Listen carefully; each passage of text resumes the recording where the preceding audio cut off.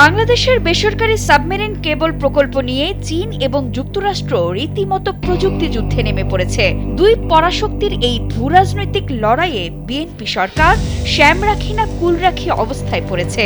একদিকে চীন ভিত্তিক হুয়াওয়ে মেরিন নেটওয়ার্কের প্রযুক্তি ব্যবহার নিয়ে যুক্তরাষ্ট্রের তীব্র আপত্তি ও জাতীয় নিরাপত্তার স্বার্থে গুপ্তচর বৃত্তির সতর্কতা, অন্যদিকে প্রকল্পটি দ্রুত অনুমোদনের জন্য চীন সরকারের ক্রমবর্ধমান কূটনৈতিক চাপ। এই দুই পরাশক্তির টানাপোড়েনে প্রকল্পটি এখন সরকারের জন্য গলার কাঁটা হয়ে দাঁড়িয়েছে। সমুদ্রের তলদেশের এই ইন্টারনেট সংযোগ কি কেবলই গতির লড়াই, নাকি এর আড়ালে লুকিয়ে আছে গভীর কোনো নজরদারি এবং বিশ্ব রাজনীতির নিয়ন্ত্রণের ছক? এখন প্রশ্ন হলো, ওয়াশিংটন এবং বেইজিং এর এই প্রযুক্তি যুদ্ধের নতুন ফ্রন্ট লাইনে দাঁড়িয়ে বাংলাদেশ শেষ পর্যন্ত কোন পক্ষ নেবে? এই প্রকল্পটি নিয়ে বা ভেতরে ভেতরে কি চলছে? প্রকল্পের মূল জটিলতা তৈরি হয় ২০২২ সালের আওয়ামী লীগ আমলে পাওয়া লাইসেন্সের মাধ্যমে গড়ে ওঠা বাংলাদেশ প্রাইভেট কেবল সিস্টেম ঘিরে।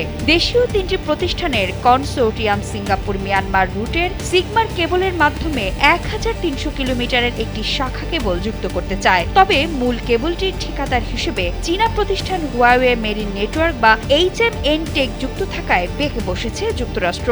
ওয়াশিংটনে আনট্রাস্টেড আখ্যা দিয়ে ডেটা চুরি এবং সাইবার নিরাপত্তার ঝুঁকির কথা তুলে ধরে বারবার অনানুষ্ঠানিক আপত্তি জানিয়েছে। যুক্তরাষ্ট্রের এই আপত্তির কারণে বিপাকে পড়েছে বাংলাদেশ সরকার।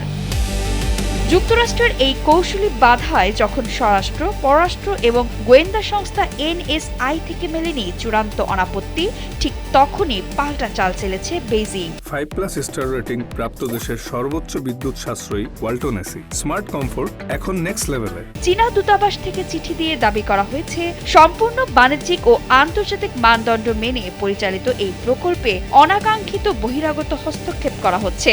অযৌক্তিক ভূরাজনৈতিক প্রভাব এড়িয়ে দ্রুত অনুমোদন না দিলে শুধু চীনা ঠিকাদার নয়, বাংলাদেশের ব্যবসায়ীরাও আর্থিক ক্ষতির মুখে পড়বে বলে শটান হুঁশিয়ারি দিয়েছে চীন। সম্প্রতি রয়টার্সের একটি প্রতিবেদনে বলা হয়, মার্কিন যুক্তরাষ্ট্রের ফেডারেল কমিউনিকেশন কমিশন FCC সমুদ্রের নিচের কেবলে চীনা প্রযুক্তির ব্যবহার আরও কঠোরভাবে বন্ধ করতে নতুন নীতিমালা চূড়ান্ত করেছে। তবে শুধু যুক্তরাষ্ট্র নয়, মিয়ানমার অংশ নিয়েও তৈরি হয়েছে বড় ধরনের কৌশলগত উদ্বেগ। কেবলের প্রায় ৯০% অংশ মিয়ানমারের সমুদ্র সীমায় হওয়ায় এর পুরো নিয়ন্ত্রণ ও রক্ষণাবেক্ষণের হ্রাস থাকবে ক্যাম্পানা গ্রুপ এবং মিয়ানমার কর্তৃপক্ষের হাতে। পাশাপাশি গুগল বা ফেসবুকের মতো মার্কিন টেক জায়ান্টদের বিনিয়োগ হারানোর ভয়ও দেখছেন প্রযুক্তি বিশ্লেষকরা। সব মিলিয়ে ৭টি মন্ত্রণালয় ও সংস্থার অনুমোদনের মাঝপথে আটকে থাকা এই কেবল প্রকল্প এখন ঢাকা ক্যাবিনেটের জন্য বড় এক রাজনৈতিক ও কূটনৈতিক পরীক্ষার নাম। মার্কিন যুক্তরাষ্ট্রের কঠোর নিরাপত্তা নীতি নাকি চীনের অর্থনৈতিক ও আঞ্চলিক বলয়, জাতীয় স্বার্থ অক্ষুণ্ণ রেখে কার দিকে ঢলে পড়বে ঢাকার পাল্লা, তাই এখন দেখার বিষয়।